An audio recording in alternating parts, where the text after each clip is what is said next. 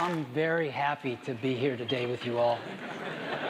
And If you have never heard of Tim Cook, then you're about to be enlightened. Not only is he an incredibly intelligent man, but he also acted as Apple's CEO when Steve Jobs took his first leave of absence from the renowned company in early 2009. Silicon Valley is full of big CEOs and multimillionaires, but Tim Cook has to be one of the most underrated yet incredibly steady performers of them all. He has led Apple through leaps and bounds, following closely in Steve Jobs' footsteps. In today's video, we're going to tell you the story of how Tim Cook became the CEO of Apple and why he deserves to be more than anyone else. But before we get into the video, don't forget to leave a like and subscribe to the channel with notifications turned on so you don't miss any of the new videos we post. The beginning of becoming a CEO. It all began on Sunday, August the 11th, 2011. Tragically, Steve Jobs was suffering and falling victim to his pancreatic cancer. Steve Jobs, who was no doubt one of the most intelligent and innovative individuals ever to walk this earth, the guy who single-handedly invented Apple, was very close to his passing. On August 11th, Tim Cook received a call I bet he will never forget. Steve Jobs was on the other end of the line, inviting him over to his home in Palo Alto. Upon arrival, Jobs told Cook that he would like him to become the new CEO of Apple. As you can imagine, this was a once-in-a-lifetime opportunity for Tim Cook, but it was a bittersweet moment as he knew his friend was suffering from terminal cancer. The plan was for Steve Jobs to step down and go into semi-retirement, while also being the chairman of Apple's board. Jobs had been diagnosed with cancer in 2003. His body consistently rejected the treatments, meaning he had undergone several incredibly invasive surgeries to fight the disease that was quickly taking over his body. Both men knew Jobs was incredibly sick at the time. Tim Cook became the new acting CEO. However, they both assumed Jobs would stick around for a little while longer. Unfortunately, that was not the case. In October of that same year, 2011, Steve Jobs, the legend we all know and love, sadly passed away from his aggressive pancreatic cancer. As you can imagine, this was extremely tragic and a huge loss to Apple. He was only 56 years old when he passed, which made it even more heartbreaking for those around him, especially Tim Cook. The pair had grown very close over the decade they had spent closely working together. Cook was Jobs' right-hand man and looked up to him in every sense of the word. Before Jobs passed, Tim Cook had never once believed he would ever become the CEO of Apple. In an interview, he had once said, "Come on, replace Steve? No, he's irreplaceable. That's something people have to get over. I see Steve there with gray hair in his 70s long after I'm retired." Following Jobs' passing, Cook said that he desperately wanted to carry on Jobs' legacy and pour every ounce that I have in myself into the company. However, he knew he could never replicate Steve Jobs and never wanted to. He wanted to be himself while making Jobs proud and carrying on his amazing legacy that he left behind. Cook says, "I knew the only person I can be is the person I am. I've tried to be the best Tim Cook I can be." And that is exactly what he did and continues to do. Early life and how he got there. Cook was born and spent his early years in Mobile, Alabama, a small town in the southern parts of the United States. He was baptized and quickly moved to nearby Robertsdale, where he grew up. His father was a shipyard worker and his mother worked at a pharmacy. He didn't come from riches and wealth. He grew up in a middle-class home and had a regular childhood. He graduated from Robertsdale High School in 1978 and quickly went on to study at Auburn University, where he graduated with a Bachelor of Science in Industrial Engineering in 1982. He then went on to receive his master's in Business Administration from the prestigious Duke University in 1988. Graduating and earning his degrees, he spent 12 years in IBM's International Business Machines Corporation, where he had the position of the Director of North American Fulfillment. While he was working at IBM, he received his MBA from Duke University. Following this, he served as the Chief Operating Officer of the Computer Reseller Division of Intelligent Electronics in 1977. He ended up becoming the Vice President of the Corporate Materials at Compaq, but quickly left this position after only 6 months after being fired by the famous Steve Jobs. Here's where we get into the good part. Tim Cook's beginning at Apple. In 1998, Steve Jobs reached out to Tim Cook, offering him a position working at Apple. After meeting Jobs, Cook came out with this statement: "Any purely rational consideration of cost and benefits lined up in Compaq's favor, and the people who knew me best advised me to stay at Compaq." On that day in early 1998, I listened to my intuition, not the left side of my brain, or for that matter, even the people who knew me best. No more than 5 minutes into my initial interview with Steve, I wanted to throw caution and logic to the wind and join Apple. My intuition already knew that joining Apple was a once-in-a-lifetime opportunity to work for the creative genius and to be on the executive team that could resurrect a great American company. He began as a senior vice president for worldwide operations. This was a huge leap up the ladder, showing just how much potential Jobs saw in Cook. As you can already imagine, Cook excelled immensely within this position. He quickly closed warehouses and factories, replacing them with contract manufacturers. This results in a massive reduction of the company's inventory from months to days. This was the first big thing Cook did for Apple, but it was certainly not his last. He was just getting started. Cook also predicted the importance of flash memory and had invested in advance before it took off. This meant a guaranteed steady supply of what became the iPhone, iPod Nano, and iPad, all extremely popular Apple items. As you can probably already tell, Cook was a huge asset to Apple from day one. He had the ability to look ahead and accurately predict the right next moves for the company that allowed them to keep costs under control while also generating huge profits for the company. In January 2007, Cook was promoted to Senior Vice President of Worldwide Operations to lead operations, and then in 2009, he acted as Chief Executive while Jobs was away for a period of time due to health reasons. He was able to rise through the ranks incredibly quickly in comparison to his co-workers and gained the trust of Jobs within no time. In early 2011, Jobs was required to take his third medical leave of absence due to his deteriorating state caused by his aggressive pancreatic cancer. During this leave, Cook was responsible for pretty much all of Apple's day-to-day operations and was responsible for making major decisions on behalf of Jobs. As you can tell, by this stage Jobs and Cook were incredibly close, not just as colleagues, but they also had become good friends. After Jobs passed away in October 2011, Cook became the official CEO of Apple Incorporated, all of which was approved by Steve Jobs himself. Shortly before Jobs passed, Forbes wrote an article on the pair stating, "Jobs and Cook proceeded to forge a strong partnership and rescued the company from its death spiral, which it took from $11 billion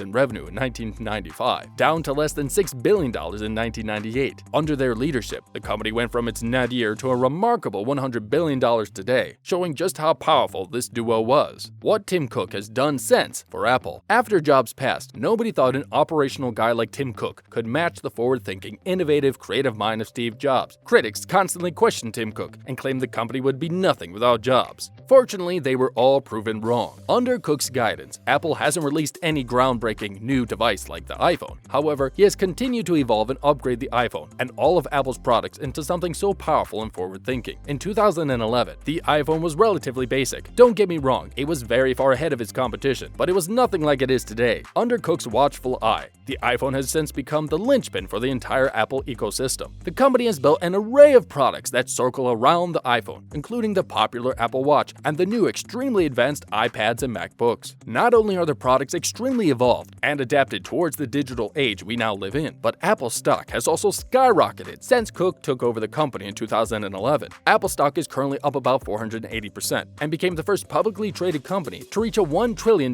market cap in 2018. Since the introduction of the iPhone 11 and 12, the stock has risen 45%, which adds to about $400 billion to their market value. To put that into a little more perspective, Apple added the value of more than 4 times what Tesla is worth. Since Cook's takeover of the company, they have added the addition of the plus-size iPhone, which boosted sales dramatically. He has also introduced iCloud storage, the App Store, Apple Music, and Apple Card, while also receiving billions from Google as they pay to be the default search engine on Apple. Cook has introduced AirPods and the AirPod Pros and Apple Watch, all becoming wildly popular. Apple is also predicted to release 5G iPhones very soon. This is another huge accomplishment for Cook and Apple Incorporated. So, as you can see, although Tim Cook is no Steve Jobs, he's extremely talented, intelligent, and innovative. And if you ask me, there is nobody else who could have carried on Jobs' legacy and kept Apple growing and thriving but Tim Cook. There you have it. That is the end of today's video. But if you enjoyed the video, don't forget to like and subscribe for more.